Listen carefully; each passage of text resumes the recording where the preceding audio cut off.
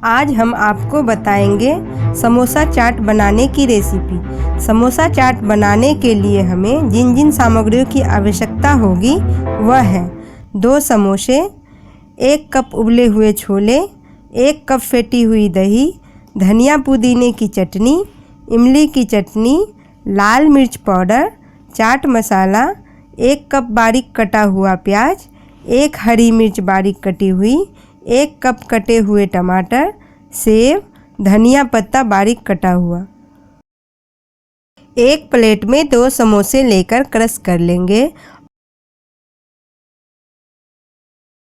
और छोले डालेंगे।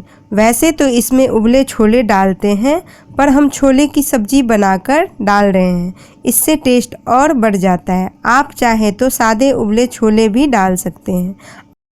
अब इसमें फेंटी हुई दही डालेंगे, धनिया पुदीना की चटनी डालेंगे, इमली की चटनी डालेंगे, लाल मिर्च पाउडर छिड़केंगे, चाट मसाला छिड़केंगे, बारीक कटा हुआ प्याज डालेंगे, हरी मिर्च को बारीक काट कर डालेंगे, कटे हुए टमाटर डालेंगे, सेब डालेंगे, धनिया पत्ता डालकर गार्निश करेंगे और समोसा चाट तैयार है।